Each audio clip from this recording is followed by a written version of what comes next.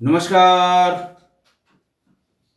आज मैं फिर आपके सामने अपराध की एक और घटना लेकर आया। आज के अपराध की घटना बिल्कुल हालिया है, हाल फिलहाल की है। प्रदेश है उत्तर प्रदेश और जिला है बरेली। 25 अप्रैल 2023 को 112 नंबर यानी कंट्रोल रूम पर एक सूचना आई कि फतेहगंज पश्चिमी थाना क्षेत्र में एक सुनसान सड़क के किनारे झाड़ियों में एक नवयुवती और नवविवाहिता बुरी तरह कराह रही है। उसका चेहरा और शरीर जला हुआ है। सूचना गंभीर थी। सभी लोग मौके पर पहुंचे। एसएसपी बरेली प्रभाकर चौधरी और एसपी देहात राजकुमार अग्रवाल ये भी पहुंचे। जहां ये महिला पड़ी हुई थी वो जगह सुनसान थी, लेकिन ये बात स्पष्ट हो रही थी कि इसे कहीं से लाकर यहां पर फेंका गया है। बेहोशी की हालत में थी। थोड़ी थोड़ी देर में उसके मुंह से कराहने की आवाज आ रही थी। पूरा चेहरा बुरी तरह जला हुआ था। ऐसा लग रहा था कि कोई केमिकल उसके चेहरे पर डाला गया है। शरीर के और दीगर हिस्से जले हुए थे, लेकिन केमिकल के असर से ही वो जले हुए प्रतीत हो रहे थे।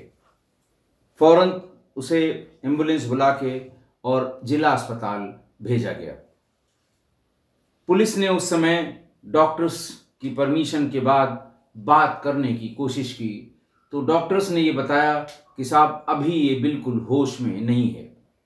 जैसे ही होश में आती है हम खबर करेंगे, आईओ आकर इसका बयान ले सकते हैं। 24 घंटे बाद वो थोड़ा थोड़ा होश में आने लगी।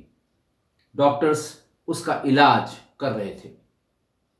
बर्न इंजरी की डिग्री 35% से 40% के बीच थी और डॉक्टर्स का ये कहना था कि जान तो बच जाएगी, लेकिन चेहरा और शरीर के वो हिस्से जिसमें ये केमिकल पड़ा है उसको बचाना मुश्किल है। लड़की बदसूरत भी हो जाएगी और आँख की रोशनी रहेगी कि नहीं रहेगी ये भी कहना अभी मुश्किल है। बहरहाल जब वो हल्का हल्का होश में आई तो फतेहगंज पश्चिमी के आईओ को बुलाया गया। आईओ उससे पूछ रहा था और वो बोलने की कोशिश हल्की हल्की कर रही थी, लेकिन आवाज नहीं निकल रही थी। डॉक्टर से पूछने पे ये बताया कि साहब जो केमिकल इसके चेहरे पे डाला गया है वही केमिकल इसके मुंह के भीतर भी डाल दिया गया है, इसलिए मुंह के भीतर का पूरा हिस्सा जीभ समेत वो बुरी तरह जल गया है। इसलिए इसकी आवाज अभी फिलहाल निकल पाएगी कि नहीं ये कहना मुश्किल है। बहरहाल आईओ ने उससे पूछा कि क्या वो लिख सकती है। उसने हामी भरी। एक कागज और एक कलम उसके हाथ में पकड़ाई गई। उससे कहा गया अपना नाम लिखो। उसने अपना नाम लिखा और अपना पता भी लिख दिया। पुलिस फौरन भागकर उसके घर पहुंची। शाही थाना वहां पर है। शाही थाना क्षेत्र की रहने वाली ये 22 वर्षीय महिला थी, जिसकी ताजी हाल ही में शादी हुई थी। घर में लड़की के मां बाप और भाई मिले। पुलिस ने पूछा कि ये लड़की किस तरह से यहाँ पर पड़ी हुई थी, क्या पता लगा इसके बारे में। उसने पता तुम लोगों का लिखाया है। फोटो लेकर ये लोग गए थे। फोटो देखते ही फौरन लड़की के बाप ने कहा कि हाँ ये मेरी लड़की है, मैं इसे अच्छी तरह पहचान रहा हूं, लेकिन परसों तो ये शादी होके घर से अपने ससुराल गई थी। ऐसा लगता है ससुराल वालों ने इसके साथ ये गंदी हरकत की है। बहरहाल पुलिस ने फौरन उनकी तहरीर पर ससुराल वालों के खिलाफ एक मुकदमा लिख दिया। मुकदमे की तफ्तीश के सिलसिले में कि आखिर ससुराल वालों ने ऐसा क्यों किया, कैसे किया, कब किया, कौन कौन लोग शामिल थे, इस सिलसिले में पुलिस उसके ससुराल पहुंची। भमौरा एक और थाना क्षेत्र है बरेली का, जो शहर से लगा हुआ है। भमौरा के उस गांव में पहुंच के जब पुलिस ने तहकीकात शुरू की तो ससुराल वालों ने बताया कि साहब 22 अप्रैल को इसकी शादी हुई थी। 22 अप्रैल को हम इसे विदा करा के घर ले आए थे। 23 तारीख की शाम को इसके पिता, भाई और जीजा इसे विदा कराने के लिए आ थमके और कहा कि साहब शादी के तुरंत बाद इसे हम इसके मायके ले जाएंगे और उसके बाद फिर पंडित जी से जो विचार करने के बाद कोई तिथि निकलेगी तब आप इसे आकर ससुराल ले जाइएगा। हम लोगों के लाख मना करने के बाद भी वो उसे लेकर चले गए। ये बताया उन्होंने कि 24 अप्रैल 2023 को वो लोग दोपहर बाद खाना वाना खा के लड़की को विदा करा के ले गए। अब पुलिस के सामने ये संकट था कि एक तहरीर के साहब हमने तो लड़की को विदा करा दिया था, वो अपने ससुराल में थी और ससुराल वालों ने ही ये सब किया होगा। और ससुराल वालों का बयान कि साहब वो तो शादी के दूसरे दिन आए थे, विदा करा के ले गए थे। खैर, कुछ फोटोग्राफ घर के बच्चों ने मोबाइल में कैद की थी जब वो अपने ससुराल से अपने घर के लिए जाने लगी थी। छोटे छोटे बच्चों को शौक होता है, नई नई बहू आई है, किसी ने इनके साथ खिंचाया, किसी ने उनके साथ खिंचाया, कुछ ने गाड़ी में बैठते समय उसे खींचा। उस गाड़ी में उसके साथ, बहू के साथ या लड़की के साथ लड़की के पिता और बहनोई थे। भाई अलग से मोटरसाइकिल से चला गया था। बहरहाल ये कन्फर्म हो गया कि ये लोग उसे उसकी ससुराल से लेकर आए थे। पुलिस ने सबसे पहले उसके बहनोई को ढूंढ के निकाला और थाने पर ले आए। जीजा से पूछताछ शुरू हुई। पहले तो आप सभी जानते हैं कि आप इधर उधर की बातें, दाएं बाएं की बातें, और हम क्या जाने साहब, हमसे क्या मतलब है, मैं तो घर का दामाद हूँ, मैं क्यों जाऊँगा, बाप और भाई गए होंगे। इस तरह की बातें जब शुरू की तो पुलिस को फिर अपनी औकात पर आना ही पड़ा। थोड़ी देर में राष्ट्रीय कार्यक्रम शुरू होने के थोड़ी देर बाद ही उसने सारी बात बता दी। उसने बताया कि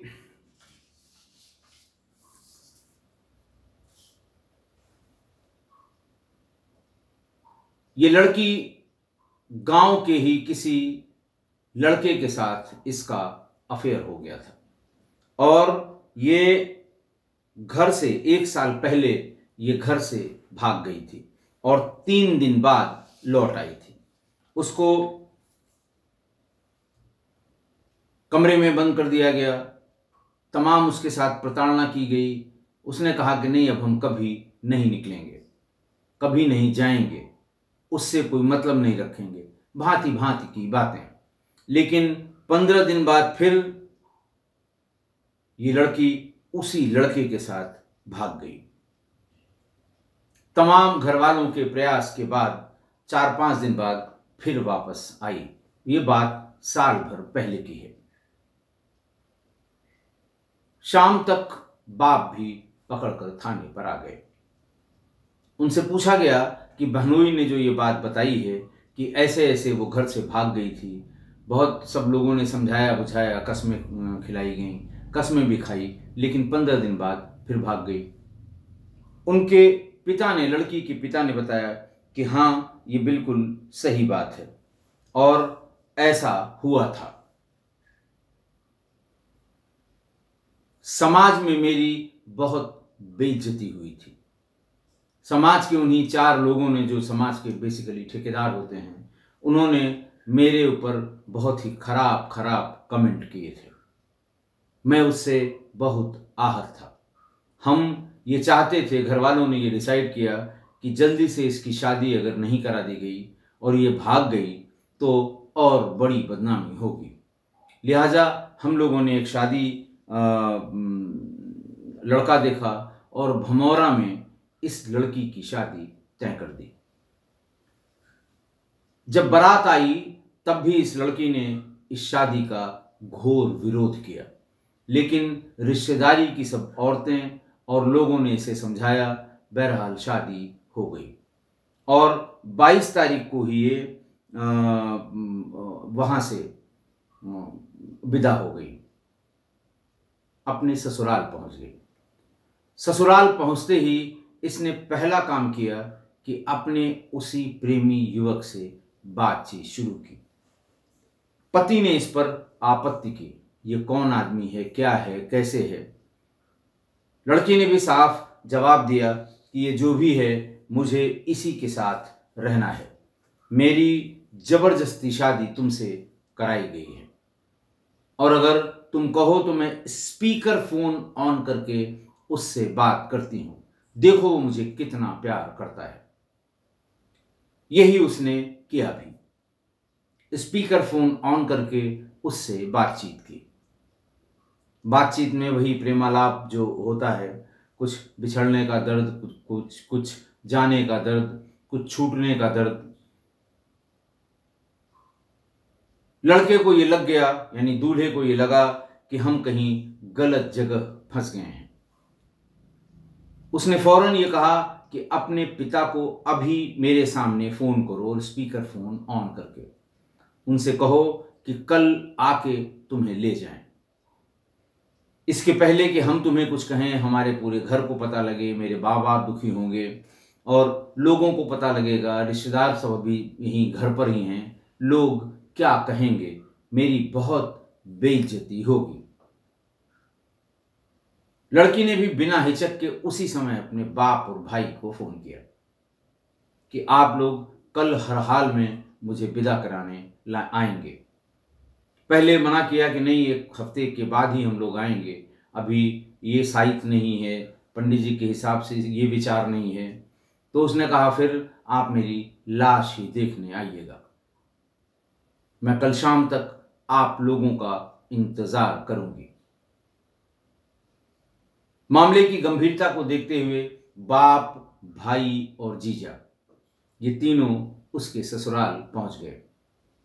घर वालों ने पूछा कि भाई ऐसी क्या बात हो गई, अभी तो कल ही आई है वो और आज ही आप विदा। तो उन्होंने अपना ये बताया कि पंडित जी ने बताया है कि कल से ये दिन खराब हो जाएगा, वो दिन खराब हो जाएगा और हम लोग अपने पंडित जी की बात बहुत मानते हैं, हमें तो इसे विदा करा के ले जाना है।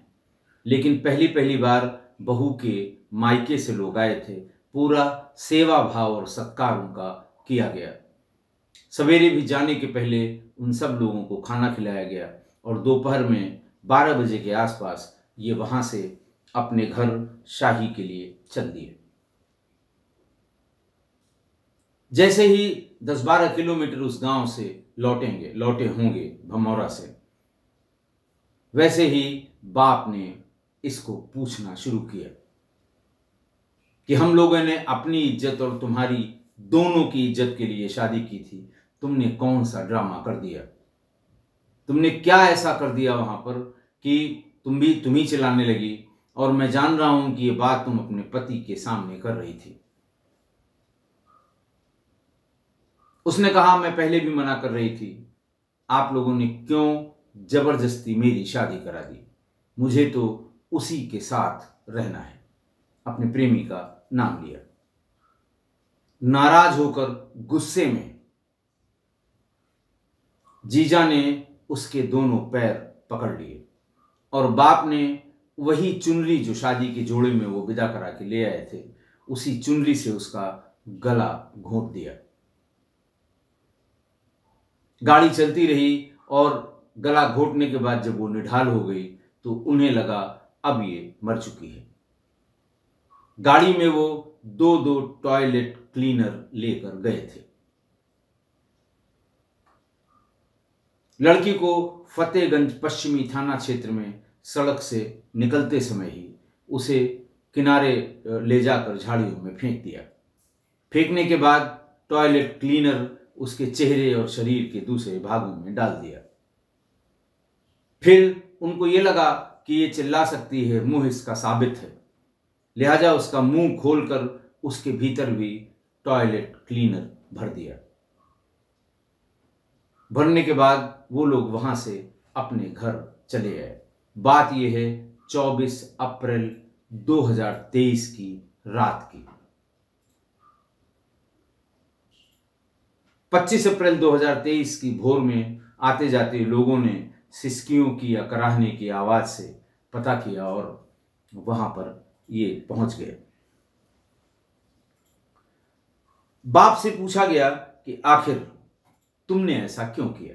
बेटी थी तुम्हारी, शादी भी तुमने कर दी, और जब वो मना कर रही थी तो शादी करने की जरूरत क्या थी? बाप ने कहा कि बदनामी के डर से मेरे पास केवल 2 रास्ते थे, या तो मैं खुद मरता या बेटी को मार डालता। मेरे पास दूसरा कोई चारा नहीं था। अगर ये लौट कर आती और उसी लड़के के साथ फिर भागती शादी होने के बाद, तो मेरी जो बदनामी होती मैं उसे सहन नहीं कर सकता था, मैं अपनी जान दे देता। उससे बढ़िया जब मैंने पूछा उससे कारण सहित, जब उसने बार बार यही रिपीट किया कि अब मैं कतई अपने ससुराल नहीं जाऊंगी, मुझे उसी के साथ रहना है, तो मेरे सामने और क्या रास्ता था कि हम उसकी हत्या न करते। बहरहाल पुलिस ने 2 मोटरसाइकिल, 2 डिब्बे टॉयलेट क्लीनर के और तमाम सबूत जो फोटोग्राफ वीडियोग्राफ वहाँ पे किए गए थे, यहाँ पे किए गए थे घर पे, ये सब इकट्ठा किए और जीजा और पिता को गिरफ्तार करके जेल भेज दिया गया। आज की घटना, आज फिर एक लड़की के प्रेम संबंधों के कारण वो जीवन भर के लिए अपंग हो गई, बदसूरत हो गई। हमेशा के लिए उसको उसके बदसूरती पर या उसके बदनुमा दाग पर जिंदगी भर उसे टीस बनी रहेगी। हुआ क्यों ऐसा कि झूठी आन बान, झूठी इज्जत का आवरण, उसका मुलम्मा कह लें या उसका कपड़ा, समाज के 4 लोगों के ताने का डर, उसी की चाशनी में डूबे हुए पिता भाई ने लड़की की ये दुर्गति कर दी। अपने हिसाब से वो उसे मरा समझकर फेंक आए थे, लेकिन उसकी अपनी किस्मत थी, वो जिंदा बच गई। बड़ी भारी समस्या इस समय ये है इन जनरल कि माँ बाप को ये लगता है कि उनकी लड़की या लड़का अगर बहक रहे हैं, कदम उनके इधर उधर पड़ रहे हैं, तो उसका एक ही सलूशन उनके दिमाग में बना रहता है, शादी कर दो ठीक हो जाएंगे। लड़की हो चाहे लड़का हो, फौरन ढूंढो, तुरंत शादी कर दो। पुराने लोग यही कहते हैं कि भाई मैंने ऐसी बात सुनी है, अभी तक क्यों बिठाए हो, फौरन शादी करो। देखो कैसा भी लड़का मिल जाए, जल्दी शादी करो, नहीं तो बदनामी हो जाएगी। ये एक सोल्यूशन, बड़ा कॉमन सा सोल्यूशन है। लेकिन वो लड़की जो 2 बार प्रेमी के साथ भाग चुकी थी, कई दिन बाद वापस आई थी, वो शादी करते ही ठीक हो जाएगी और एक ही दिन में पति को परमेश्वर मानने लगेगी, ऐसा भ्रम पालने वालों के साथ यही होता है। ये भ्रम है, मत पालिए ऐसे भ्रम को। अगर बाप बेटा जेल में रहेंगे, मतलब अब तो वो जेल में रहेंगे और लंबे समय तक रहेंगे, तब क्या उनकी इज्जत में कोई बढ़ोतरी होगी? लोग यही कहेंगे कि बेटी की दुर्गति कर दी, अपने हिसाब से तो मार ही डाला था। अरे मूर्खों, जब तुम्हें यह पता था कि ये उसी से शादी करेगी, 2 बार भाग चुकी है, तो क्या ज़रूरत थी शादी करने की। जब उसकी जिद थी कि हम उसी से शादी करेंगे तो कर देते। एक शर्त ये लगा देते कि भाई शादी के बाद तुम लोग यहाँ नहीं रहोगे, किसी दूसरे शहर में रहो। शादी करने की उत्कंठा या उत्सुकता में ये जरूर किसी दूसरे शहर में अपना इंतजाम कर लेते दोनों, और जाते भी अपना मंदिर में या जहां भी चाहें वो शादी कर लेते, अपना वहां रहते। समाज के लोग या वो 4 लोग जो ठेकेदार हैं वो अगर पूछते कि भाई क्या हुआ, उनका साहब अब चली गई, लेकिन हमने अपने घर से उसे बेदखल कर दिया, हम लोगों से अब उस लड़की का कोई मतलब नहीं है, हमारे लिए वो लड़की मर चुकी है, उसने हमारी बदनामी कराई है। 4 दिन तक लोग पूछते और यही जवाब सुन सुन के फिर उनकी भी उत्सुकता खत्म हो जाती, वो अपना काम करते और आप अपना काम करते, खुद भी सुकून से जीते और लड़की को भी सुकून से जीने देते। लेकिन ये समझ में नहीं आता कि पता नहीं क्या होता जा रहा है इस समाज को और बाकी लोगों को।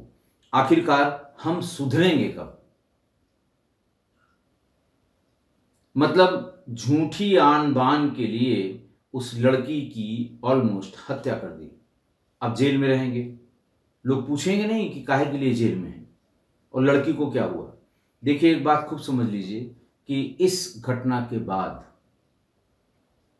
वो लड़का जिसके लिए वो प्राण दे रही थी वो कभी उस लड़की को अपने साथ नहीं ले जाएगा,